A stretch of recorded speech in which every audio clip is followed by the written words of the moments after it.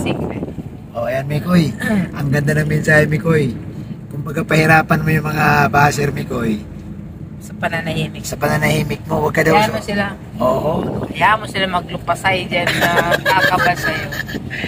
Basta wala silang, ipakita mo na hindi ka affected. Yun.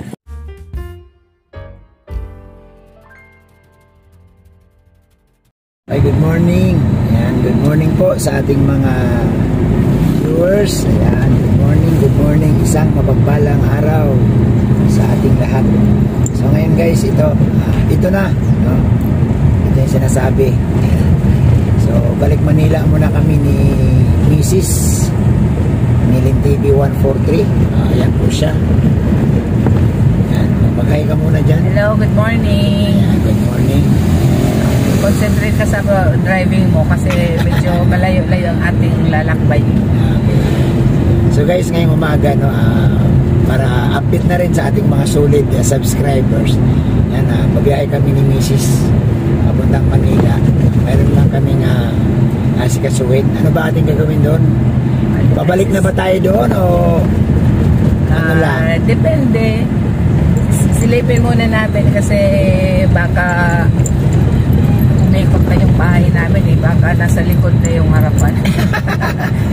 yung likuran nasa harapan. Kasi guys, dumaan na yung bagyo, di ba? Yung dumaan yung habagat. Hindi namin alam kung ano nangyayari. Kaya ngayon ito, ano na kami? On the way na kami. On the way na po kami. So, umalis kami ng maaga para naman hindi masyadong mainit. Pero yung aming pagbiyahe, alalay lang ito. Di ba, Lin TV? Oo. May stop over. Hindi ako pwede guys yung pang long drive na walang pahinga. May iihi. Ayan. So, sa mga viewers namin dyan, ayan, mabiyahe po kami. Siyempre,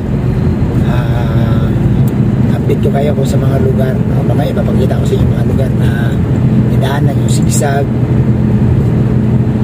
Papanood niyo po yan dito sa ating channel. Sa mga kapitbahay dyan, see you. Sa mga kapitbahay, see you. See you Manila by Daib for now. Mamimiss ko. Mga ilang buwan ba tayo doon? 3 months siguro, mga 3 months. Mamimiss ko guys ang Daib. Mamimiss ko po ang lugar namin. Kasi napamahal na kami dito na napakatahimik. Siyempre, mas lalong mamimiss ko yung mga kasamahan kong K-boys. Hindi ko na matagal-tagal kong hindi makita yung mga kasamahan kong K-boys. So yun guys, mamimiss ko yung mga kasamahan kong K-boys, no? Lalo na si Yoyo. Yan, Yoyo, shout out. Kay Ato. Yan, si Ato. Baka maabutan ko pa si Ato sa Manila. Kasi nasa Manila si Ato, maabutan ko pa siya. Siyempre, sa director namin na si Kalinga Prab, yan, sa mga leading man, no? Mga kabiruan ko na rin, sila Mikoy, Kalingap Dan, si Papa Jom, si Eds, si Carl, yan, si Coach Ralph. Ako, marami akong mamimiss, pero ganun pa man guys, salamat talaga dahil nakasali ako or napabilang at nakasama ko itong mga sikat na leading man, Kalinga Prab at mga, siyempre yung mga angels na rin. Ayan. So lalo na dito guys sa lugar namin, nandito sila Beyonce, sila Dara, nandito yan. Sa Tarong sila Carla, Rusaan. Pag nagpupunta kami ng Kulasi ni Mrs. nakikita namin yung bahay nila. Tsaka lalo na yung mga magulang ni Carla na malapit sa amin. Naalala ko nga guys yung kapatid ni Carla na yung bunso, si Amber. Ako, makulit yun. Ang tawag niya kay Mrs. Ano yan? Tawag sa iyo Lin TV? Mama Lola. Ha? Mama Lola. Ang tawag niya kay Mrs. Mama Lula. Si Amber, oo. So, may miss din namin yan sila. Mama Lola. Pero, mabilis man lang ang 3 months. Oo. mabilis man lang 3 months guys, babalik din naman kami. May asikasuhin lang, tapos syempre may lalakaring importante. So yun po mga kalingap. So huwag kayong mawawala guys, kasi mamaya meron akong itatanong kay Mrs. na ano ang kanyang ma-advise. Siyempre no, ano ang kanyang ma-advise dito ngayon na nagkakaroon ng issue. Ayan. So mamaya abangan ninyo pag medyo si Mrs. hindi na siya busy, and medyo ngayon medyo may inaasikaso pa siya, may mga kausap. Sino yung kausap mo? Yung ano, yung mag-checkpoint sa atin doon sa ano, ng Taylena. Okay guys, naalala ko nung biyahe kami ni Mrs. Pinokontak ko yung mukha natin, mga escort. Mga escort? Nung araw guys, ganito, pupunta kami ng dae, talagang daan kami ng Santa Elena. Grabe, may checkpoint doon. So, abangan nyo mamaya guys, tatanungin ko si Mrs. tungkol doon sa mga kanyang advice lang. Para naman, mayroon din tayong upload. No? Mayroon din tayong tawag nito. Hindi rin maano yung ating channel, hindi rin ma-stock. Dapat may upload tayo. At syempre, no, samantalahin ko na guys. Ayan. Mahaba-haba itong ating vlog. Samantalahin ko na pala, no, dito sa ating vlog. Pasalamatan ko yung mga sumuporta po sa akin. Ayan. Dahil tayo po muli ay nakapasok din TV sa top 1. Ayan. Wow, congrats. Pakain ka naman. Pa-burger ka naman kayo. Pa-burger. Okay, papansit ka naman. Pansit Canton lang. Sapat na. So guys, salamat po sa mga sumuporta, sa mga nagmahal sa aking channel, sa mga solid subscribers natin na laging andyan. No, thank you so much talaga. No? Pangalawang buwan na po tayo guys na nakakapasok sa top 7, no?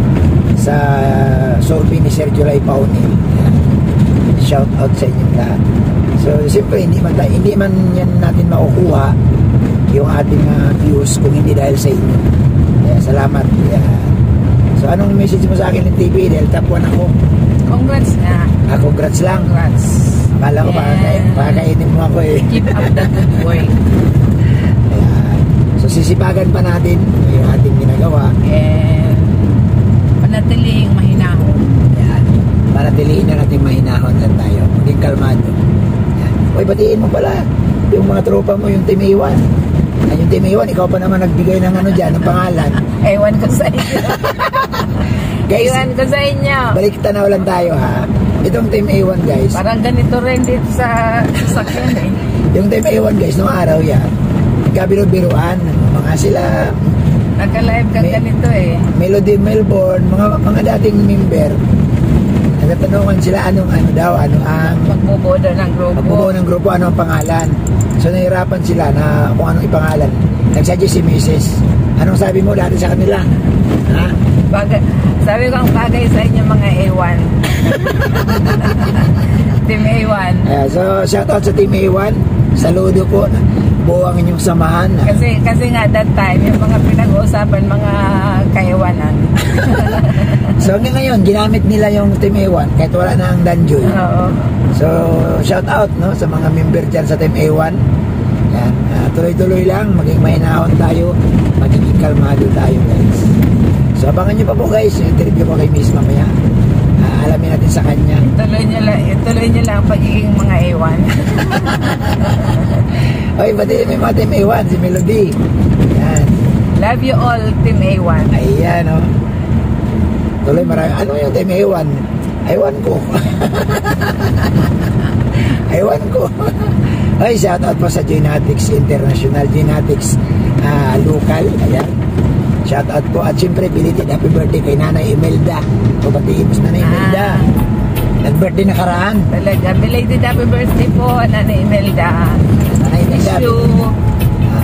Madadaanan Tagal na tayong hindi nagkikita. Oo nga eh. Daanan natin yun. Madaanan namin sila ng Imelda. Susurprisahin namin. Papatiin na. Hindi. Papakain siya. Oy, joke lang ha. Baka sabihin nyo na naman.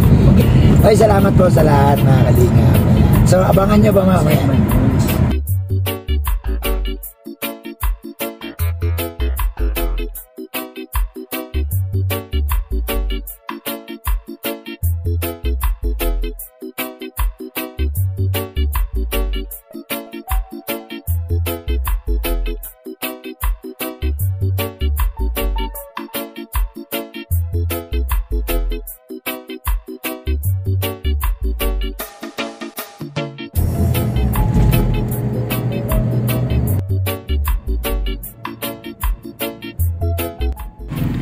Nakakamiss din guys yung ganitong aalis ka sa diet at babalik ka sa lugar mo. Di may iwasang ang dami mong iniisip kasi nga sa tagal ko na rin dito, pero kailangan kailangan wala mang permanente sa buhay natin. Ang alam ko guys, walang permanente Isa lang ang permanente, yung pagbabago, kasi kailangan din naman natin na gawin yung mga dapat gawin, lalo na po sa kalagayan ko ngayon. So namimiss ko lang habang ako ay nagdadrive. Iba-iba ang iniisip ko sa ngayon. Unang-una siyempre si Kuya Bal, si Kalinga Prab, yung mga kasamahan kong K-Boys na naging parte na ng aking YouTube channel. Kasama ko ni Kalinga Prab, yung mga leading man, yung mga beneficiaries, mga Kalingap Angels, lalo na po si Joy na matagal kong nakasama, si Carla, si Biancy, si Krista. So mahirap din ang ganitong sitwasyon. Ngayon ko lang naramdaman na parang nakakalungkot. Sabi nga nila, ito daw yung tinatawag na anxiety, parang nagkaroon ka ng anxiety, hindi ka mapalagay.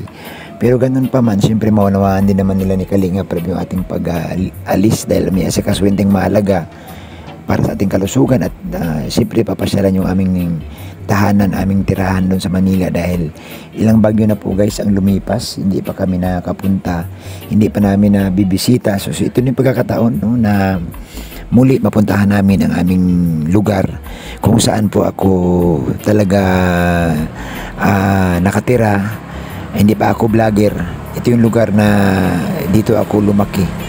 So nakakalungkot lang pasensya na kayo guys, na ibahagi ko lang po sa inyo yung aking naramdaman habang kami bumibiyahe ni Mrs. patungong Manila. So dito po talaga totoo yung sinasabi nila na parang nakakalungkot, nakakamiss, pero kung matapos ng mas maaga, madaling matapos yung ating mga gagawin doon sa Manila, babalik din tayo. So pansamantala nasa Manila tayo, pero patuloy tayo mag-update sa ating kalalagyan doon. So salamat po sa inyong lahat, salamat po mga Kalingap, sa mga solid supporters ko po, solid subscribers. Thank you so much sa inyo, ibabalik ko po sa inyo ang pasasalamat dahil kung wala kayo, wala din po ako. So guys, ito abangan natin guys ang interview kay Mrs. Ayon kay yung kanyang advice po para kay Mikoy. So ito na po.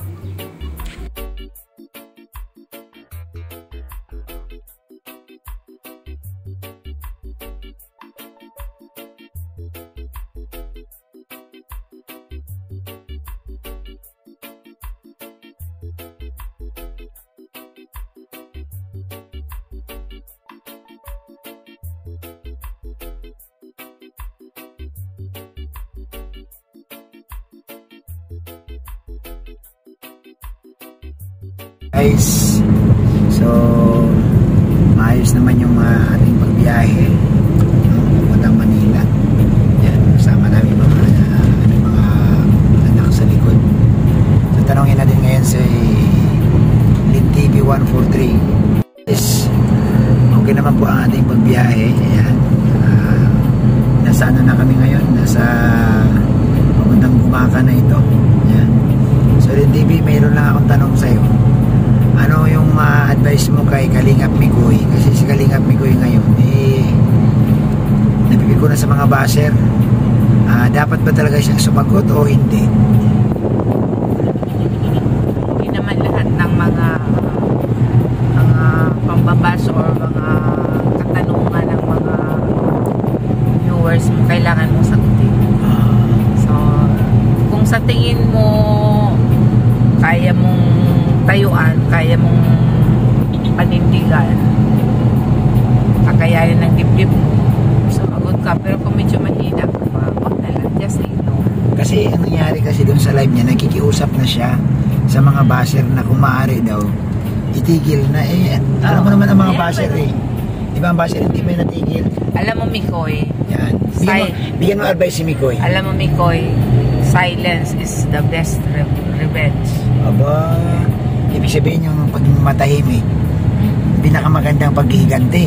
Patayin mo sila sa pananahimik. Ganun secret. Ayan Mikoy, ang ganda ng mensahe Mikoy. Kung pahirapan mo yung mga basher Mikoy. So pananahimik. Sa pananahimik mo, huwag ka daw. Hayaan mo sila. Oo.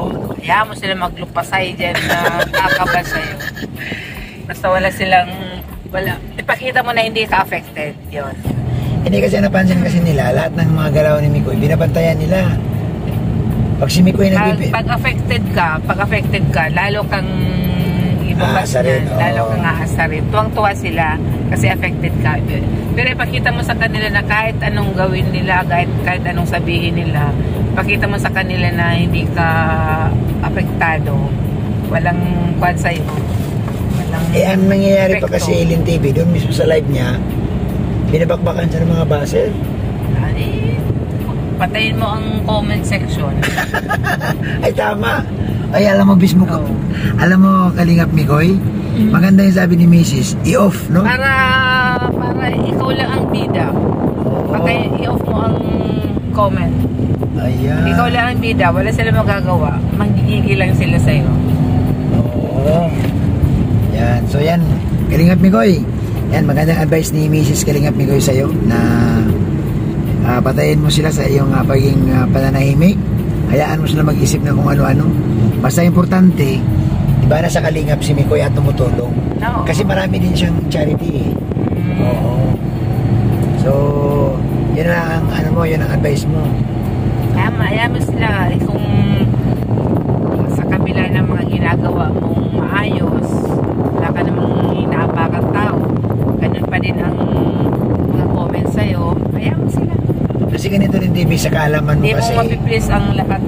Sa kaalaman mo rin TV, si Kalingap Mikoy kasi bago pa lang silang tandem ni Krista. So mukhang paborito sila ng mga ng mga baser. Yan. So yun, Kalingap Mikoy, advice ni Ilin TV 143. Yan. At kami luwas mo na ng Manila. Yan. Karating na sa ban, di ba? Ha? Nakarating na sila sa Lingap Center. Oo, nagpunta na yan doon. Yung si Mama kay Kalingap Rab. Kumain sila dun, di ba? Oo, yan. Isa rin ito kasi sa mga gwapong isa rin sa mga tisoy. Dati kasi siyang That's Entertainment ni Kuya Germs. Talent pala siya ng GMA. Talent siya ng GMA. Eh, siyempre wala na pala si Kuya Germs, kaya umuwi na lang siya ng Bicol. At yun nga, dito niya pinapatuloy yung kanyang pagiging artista ng Kalingap. Yan. Okay, salamat po sa lahat ng mga viewers. Yan, sa inyong support. Thank you po. Kalingap Mikoy, tuloy lang. Yan.